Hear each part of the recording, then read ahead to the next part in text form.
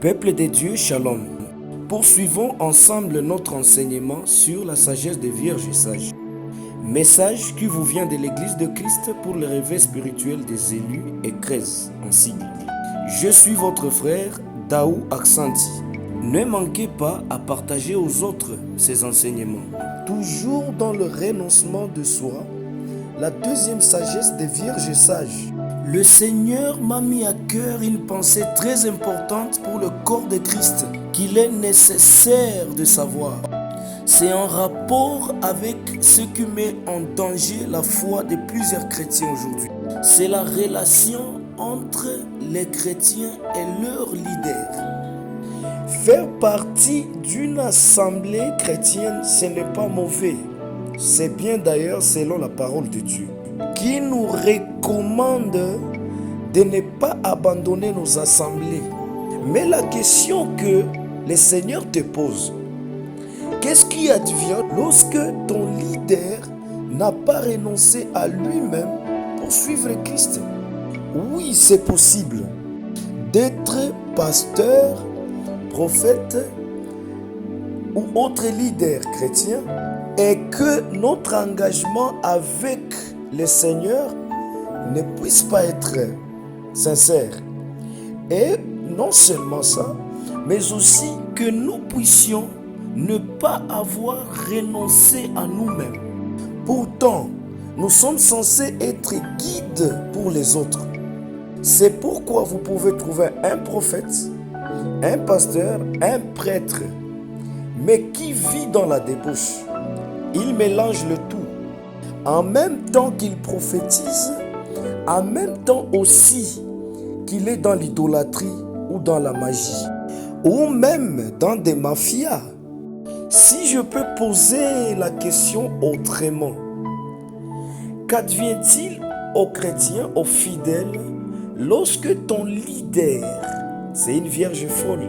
C'est effectivement cette pensée que le Seigneur m'a mis à cœur d'ajouter dans le renoncement de soi la deuxième sagesse des vierges sages. Parce que le danger est imminent pour les brebis de s'égarer et de rater les noces de l'agneau, tout simplement parce que elles ont été gardées sous la main d'une vierge folle, appelée prophète, appelée pasteur, prêtre. Proverbe 13:20 dit: celui qui fréquente les sages devient sage, mais celui qui se plaît avec les insensés s'en trouve mal. Ne connais-tu pas des frères ou des sœurs qui ont cessé de fréquenter l'église et d'autres qui sont retournés dans le monde parce qu'elles sont découragées par les comportements des hommes de Dieu? Bien-aimé, si ton pasteur, ton leader, ton prophète est une vierge folle, si tu veux mettre ton âme à l'écart du danger, voici deux conseils importants que le Seigneur m'a mis à cœur de te transmettre. Premièrement, tu n'as pas été appelé par le pasteur, ni par ton leader. Ta foi ne dépend pas de lui, mais ça dépend de Christ en qui tu as été engendré. Mais si tu te plais avec sa folie, en pensant qu'il a le monopole de faire ce qu'il voudrait faire, parce que c'est un oint de Dieu, bien-aimés frères et sœurs, tu deviendras une vierge folle encore comme lui, et tu seras corrompu. Et toutes les choses auxquelles tu as renoncé, tu les reprendras encore. Tu seras comme ces cochons qui est lavé selon les Écritures, mais qui revient encore dans ses saletés. Deuxièmement, c'est demander au Seigneur, à travers de la prière, qu'est-ce que tu dois faire?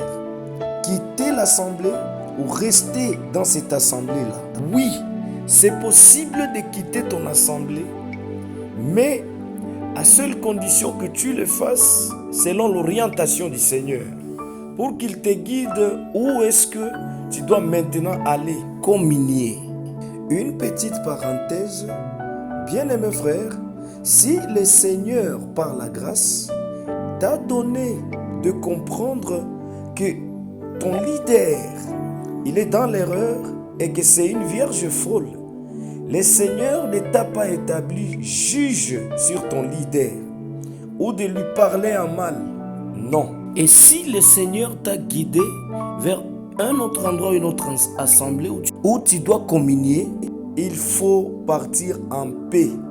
Ne parle pas en mal de ton leader. Cela relève de la qualité, de la sagesse des vierges sages. C'est parmi les points dont nous parlerons dans la suite de nos enseignements. Que le Seigneur te bénisse et qu'il te guide tout au long de cet enseignement. Au nom puissant de Jésus-Christ. Amen.